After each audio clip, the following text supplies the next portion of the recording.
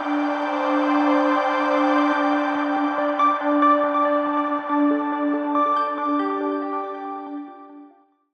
that, as we say in Nigeria, he will carry your matter on his head.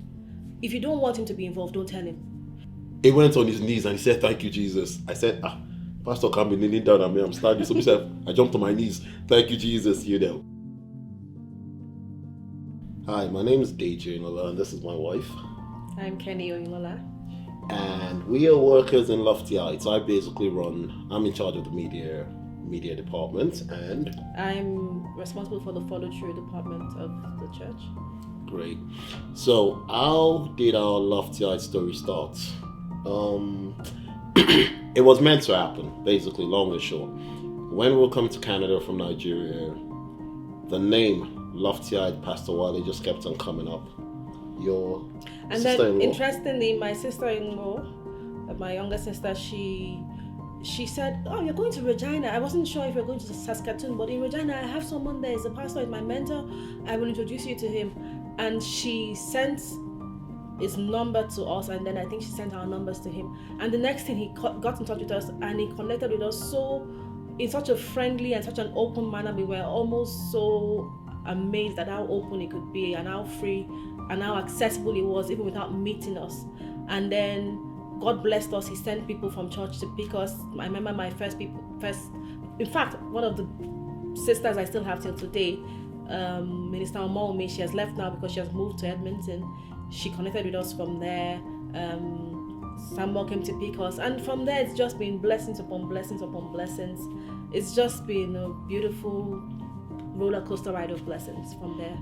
And the joke is, Regina wasn't actually the plan A.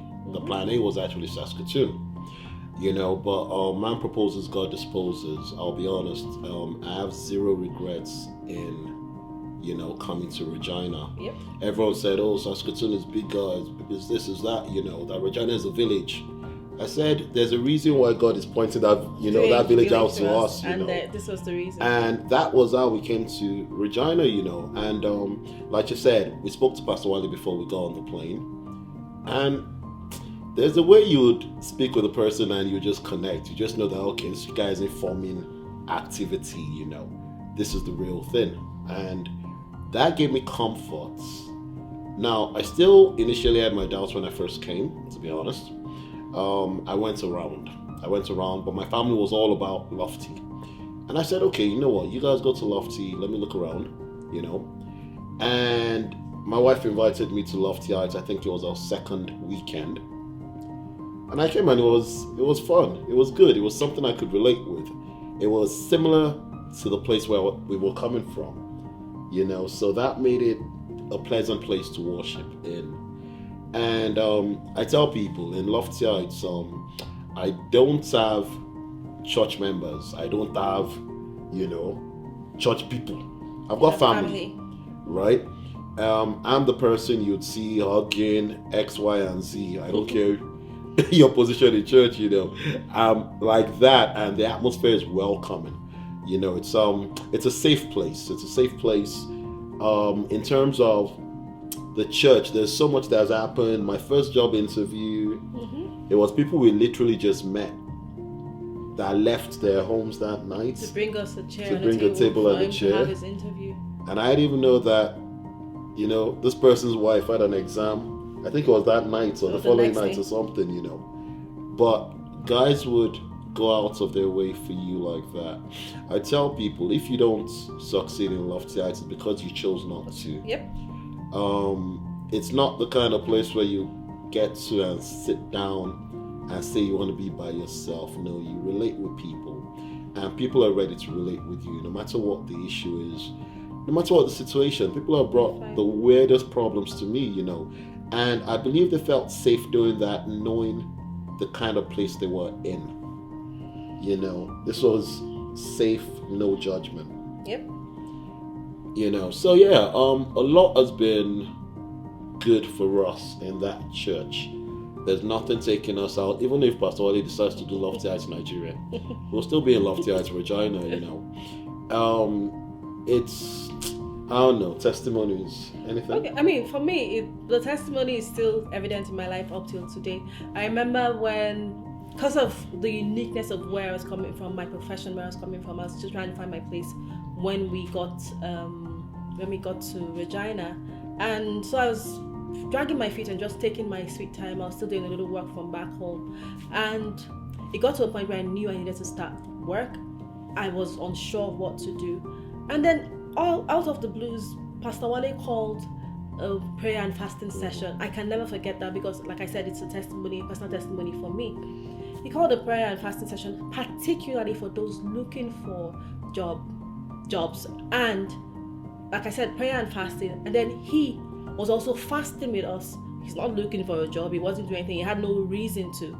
But he was fasting with us, meeting with us, praying with us. And I knew that was the shifting point in my life concerning my career in Regina. And then interestingly, the very last day, he declared some words and he said some things will happen even from today. As I got home, like I said, I was still quite clueless as regards what direction I was going to digress into concerning my career. As I got home, a friend of mine called me. He's my boss now, or one of my senior managers now, and he called me and he said, "Kay, you're looking for a job. Send your CV now. I know it's nothing legal, but just send your CV and let's see how it goes." I sent my CV that day. I went for the interview, I think the next day, and like he said, declared during the prayer, said the favor that will surround you. I literally knew I had the job even before I got the offer letter. In fact, during the interview session, they told me that we have a couple of people lined up, so we'll get back to you by next week. That same day, as if they were in a hurry, so I don't go somewhere else, they called me. They said, "You know what? We're not talking to anybody else. We're taking you. We need you for this job. When can you start?" I had already lined up, I think, a vacation. I said, "Okay, I have to go somewhere." I said, "Okay, you can start, and then you can go after that." So it was just the testimony of my job. Until now, I'm still benefiting and being blessed by that. And beyond that, so many other things. Pastor Wale is the kind of person that, as we say in Nigeria, he will carry your matter on his head. If you don't want him to be involved, don't tell him. Because he will take it personally, he will take it till he's sure that you have come to a place of peace concerning what is bothering you. That's the kind of pastor that we have, and we love and appreciate him for that. In terms of the church environment, like Dee said, church is home. In fact, all the friends I have in Regina today, in terms of friends, are from church. It's not work. Work is work, but church, they're my people, they're family. And I bless God for the day we walked into lofty heights. For me, I think we were even just lucky that the time we came, the church had not yet seen the kind of growth that the church had seen now. Mm-hmm. So I know one of the things which would count as a testimony for me was taking advantage of Pastor Wale's time. Pastor Wale asked what we were doing one day, and he came to our place, a small place, picked us up, took us to the office, and it was a session in HR, which I know if this were to be, to have been someone else, they would have collected money. But Pastor Wale went through a lot of things with us at no cost. This was his own time. Yeah. And it was about a week or two after that day, I got my first job, yeah. How to draft your CVs, how to apply. It was the joke of the first job, So I came to church and I told him that, Pastor, that thing has work to do, And in shock, or my shock, he went on his knees and he said, "Thank you, Jesus." I said, Pastor can't be kneeling down at me, I'm standing. So he said, I jumped on my knees, "Thank you, Jesus," And the job was fantastic. It was a job I left on my terms. I left when I was ready to leave.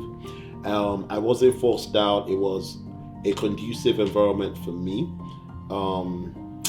It was just a great way to start life in Canada, really.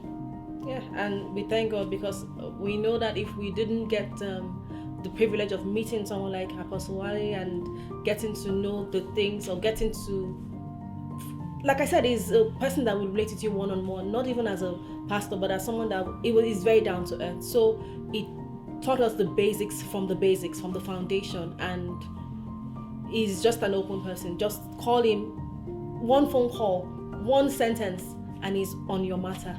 And if he can't make it at that time, he will send you a message at least, Pastor Wale is something else. The church has grown, like I said, it's grown by almost times 10, times 20 of where we came from. The time we came. But I know Pastor Wale will He still will send still you a say message. something. Even if he He will can't still call connect. you, he will send you a message. He will still connect. So the church has been a blessing, basically. It's been a blessing spiritually. It's been a blessing in terms of connections. I'll just put this out there, church is like family, and the same way you fight with your family, you might have one or two issues in church, but the same way you settle with your family is the same way you settle with people in church. Don't let conflict take you out of church. That's the devil at play. Okay, we found peace, we found joy with Pastor Wale and the body of Lofty Heights. Yep, beautiful and people. We're grateful. As we say, Pastor Wale, we love you, we honor you, and we celebrate you. And we celebrate you even more today. Yep. Okay, even more today than any other day. And we can but do nothing but wish you the best in life, in ministry, in your personal life, in your life as her husband to the beautiful Lady T, and a father to those beautiful children, Lashea Dasa and General May. The General. Okay. And we love you from here to the ends of the earth. We do. We're with you in this journey. Okay? We may not always agree and we may still argue, but we love you still. I think something else to touch on is excellence and his love for people. Pastor Wale does not joke with people. He values people, and it's not from a place of it's beyond the church growth. It's a genuine love for people. I don't know how he has that capacity and how he gets it and how he gets the energy to keep going on, but it's something you are forced to imbibe, because you must imbibe that spirit of excellence that comes from the head and flows down to the body. And it teaches you how to be excellent, how to be thorough, how to genuinely love people, how to connect with people. In my unit, for instance, I have to connect with people one-on-one, outside church, inside church, and it's a beautiful unit. And like I said, I've met family even by being in that unit, because you get to meet people with different unique reasons why they are here and different unique backgrounds, and you become one and you form a bond that is that transcends beyond church. Spiritually, it helps you to grow. It teaches you how to grow. It teaches you how to love God, and it doesn't teach you from a place of conversation. It shows you how to connect with God in the mornings, 5 a.m., 6 a.m., even when he's out of town. It's amazing how he does so many things, and we just thank God for his leadership and his spirit of excellence that's upon him. And his love for people. And his love for people.